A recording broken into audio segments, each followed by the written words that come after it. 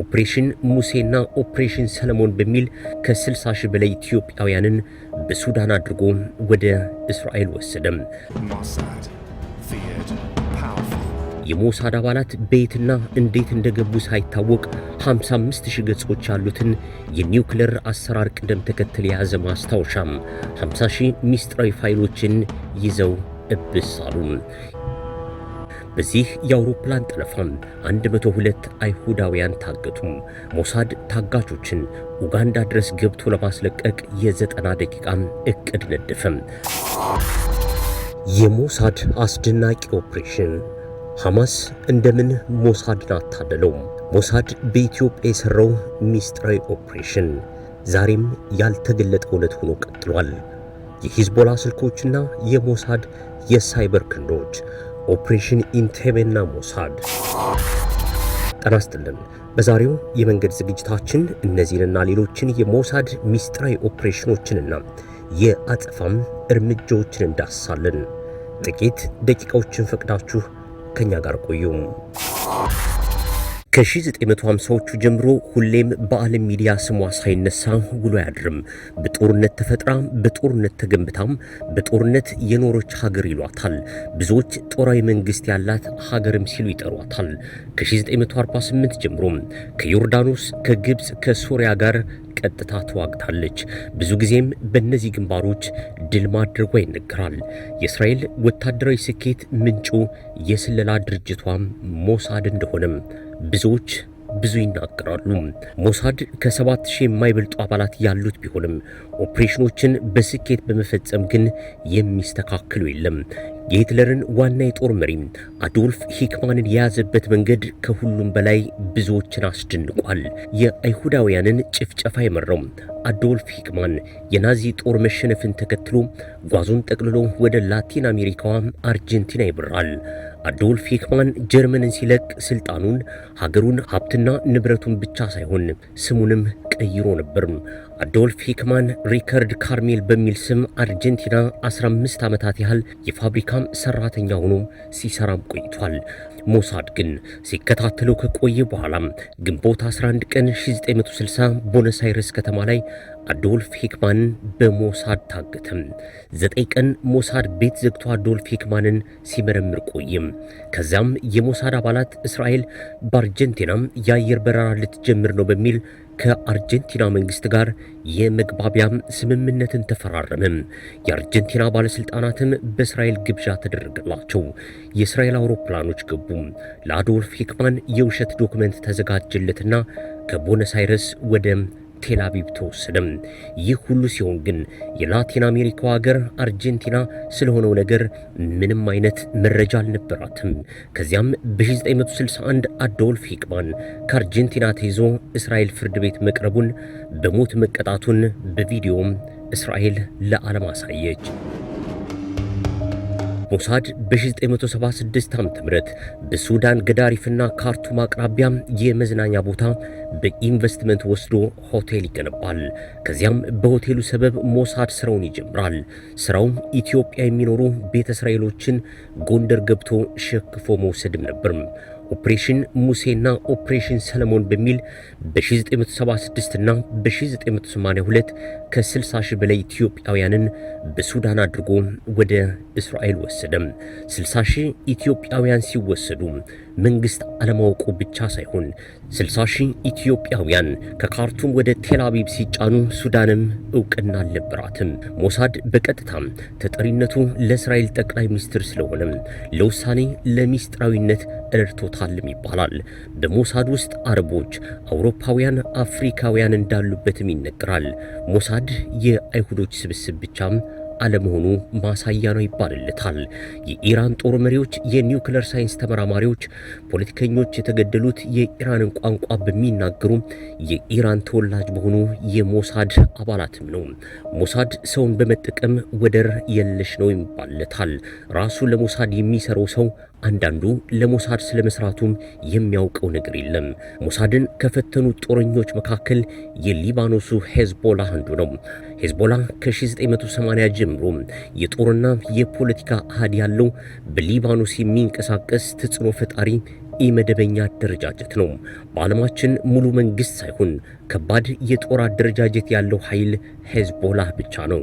ሄዝቦላህ ከ100 ሺህ እስከ 150 ሺህ ጦር ያለው ሚሳኤል፣ ድሮን፣ ሮኬት የታጠቀም በጥብቅ የተደራጀ የስለላ መዋቅር ያለው አደረጃጀት መሆኑ ከነ ግብጽ፣ ከነ ሶሪያ፣ ከነ ዮርዳኖስ በላይ ለሞሳድ የራስ ምታት ሆኖ ዘልቋል። በኢራን የሚደገፈው ሄዝቦላህ እስከ 30 ሜትር በሚጠልቅ ጉድጓድ ውስጥ ስብሰባ ያደርጋል። ስትራቴጂውንም በወረቀት አሊያም በኮምፒውተር አያስቀምጥም። የሂዝቦላህ መሪዎች ስም እየቀያየሩ ከሀገር ለሀገር ይበራሉ። ተንቀሳቃሽ ስልክ ፈጽሞ አይጠቀሙም። ለ40 ዓመታት የዘለቀ የውጊያም የስለላና የፖለቲካ ልምድ ያለው ሄዝቦላህ ፈጣን ተምዘግዛጊ ሚሳኤሎችን በተደጋጋሚ ወደ እስራኤል ይልካል። በሶሪያም የወደቀውን የበሽር አልአሳድ መንግስት ደግፎ ተዋግቷል። ታዲያም በዚህ ሁኔታ እረፍት የነሳት እስራኤል አንድ መላ መዘየዱ አልቀረም። የሞሳድ አባል የሚጠቀሙበት የቅርብ ርቀት መደዋወያ ሬዲዮም አላቸው። ይህን ሬዲዮ ከሄዝቦላ አባላት ውጭ ማንም አይዘውም። ስሪቱም በሚስጥር እንደሆነ ይነገራል። ነገር ግን የሞሳድ የሳይበር ኢንጂነሮች አነፍንፎ የተሰራበትን ኬሚካልና ሁኔታም ካጠኑ በኋላ በኤሌክትሮማግኔቲክ ሲስተም አሰራሩን በጥልቅ አነበቡት። ከዚያም ሞሳድ ሁሉንም የሂዝቦላ ስልኮች እጃቸው ላይ እንዲፈነዳ በማድረግ የኮሙኒኬሽን መንገዱን ከማቆራረጡም በላይ በአንድ ጊዜ ስልካቸው ፈንድቶ የተገደሉ የሂዝቦላ አባላት ቁጥር ወደ 150 ደረሰም። ሞሳድ በእጅ ስልክም በአልጋ ስርም ይገኛል ሲሉ ብዙዎች መናገራቸውም ለዚህ ይመስላል። በ1986 አይሁዳዊው ሞርዳሽ ቫኖ የተባለ የኒውክለር የቴክኒክ ባለሙያም ወደ እንግሊዝ ያቀናል። በዚያም ሰንደይ ታይምስ ለተባለ ጋዜጣ እስራኤል የኒውክለር አረሮችን እየሰራች እንደሆነና የኒውክለር ባለቤት መሆኗን በፎቶ አስደግፎም አስነበበም። ቪዲዮም አወጣም። ዓለም በእስራኤል ተንጫጫም። ቫኑ ተጨማሪ መረጃም እንዳያወጣ ሞሳድ አጥብቆ ፈልገው፣ የእንግሊዝ መንግስት ግን ለቫኑ ጥበቃ አደረገም። ሞሳድም አማራጭ አጣም። ቫኑ በለንደን እየተጠበቀ ሲኖር ሳንዲ ከተባለች እንግሊዛዊት ጋር በፍቅር ይወድቃል። ቫኑ ሳንዲ ጋር ጎጆ ለመቀለስም ያስባል። በዚህ ሁኔታ ውስጥ ነው አፍላ ፍቅራቸውን ለማጣጣም ወደ ሮም ለመዝናናት ይሄዳሉ። ሮም ሄደው ወደ አልጋቸው ሲገቡ ቫኑን የተነጠፈ አንሶላ ሳይሆን የሞሳድ አባላት ከፒኒሲዮን ውስጥ ቁጭ ብለው ጠበቁት። በመርከብ ጭነው ጣሊያን ሳታውቅ ቫኑ ወደ እስራኤል ገባም። ለካስ ቫኑ ሊያገባት የነበረችው ሳንዲ የሞሳድ አባል ነበረች። ሞሳድ ከስልክ እስከ አንሶላ ስር አይጠፋም የሚባለውም ለዚህ ይመስላል። ሰኔ 27 ቀን 1976 ከቴል አቪቭ ወደ ፈረንሳይ የሚበር አውሮፕላን በአራት አጋቾች ታግቶ ኡጋንዳ ኢንቴቤ እንዲያርፍ ይደረጋል። ትዕዛዙን የሰጠው አምባገነኑ የቀድሞ የዩጋንዳው ፕሬዝዳንት ኢዲ አሚን ዳዳ ነበር። በዚህ የአውሮፕላን ጠለፋ 102 አይሁዳውያን ታገቱ። ሞሳድ ታጋቾችን ኡጋንዳ ድረስ ገብቶ ለማስለቀቅ የ90 ደቂቃ እቅድ ነደፈ። ከቴል አቪቭ ኡጋንዳ 4000 ኪሎ ሜትር ይርቃል። ሞሳድ ታጋቾች ያሉበትን ቦታ ካወቀ በኋላ ከከፍታ በታች በፈጣን ጀቶች እየበረረ ኡጋንዳ ገባም። በረራው ከራዳር ውጭ ስለሆነም የኡጋንዳ መንግስት ፈጽሞ አላወቀም። ኡጋንዳም ከገባ በኋላ የኢዳሚን ዳዳ የመሳሰሉ መኪኖችን እየነዱ የሞሳድ አባላት 4 አጋቾችን ገለው በመጡበት አውሮፕላን ታጋቾችን አሳፍረው ወደ እስራኤል ተመለሱ። በዚህ ኦፕሬሽን የእስራኤል ጠቅላይ ሚኒስትር ቤንያሚን ኔታንያሁ ታላቅ ወንድም ዮናታን ኔታንያሁ ብቻ ሕይወቱን አጥቷል።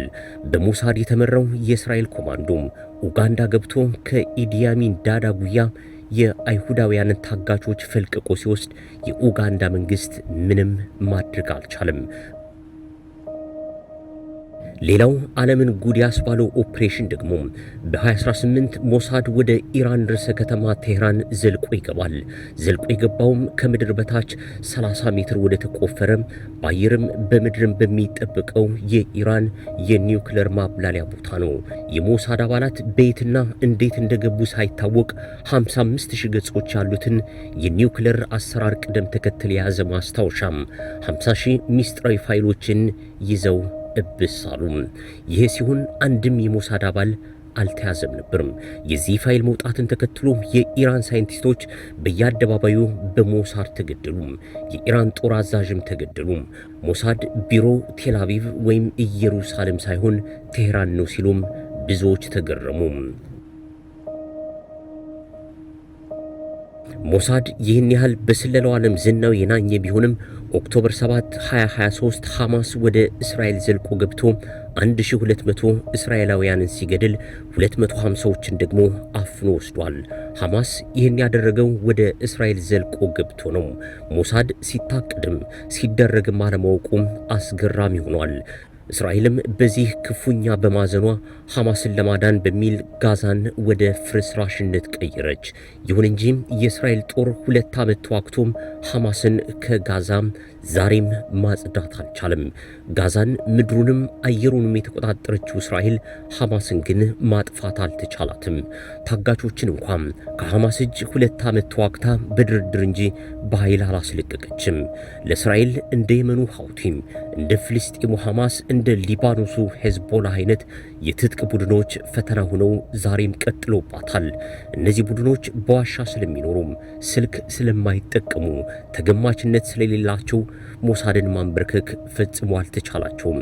ሞሳድ እነዚህን አካላት ማንበርከክ ፈጽሞ አልተቻለውም።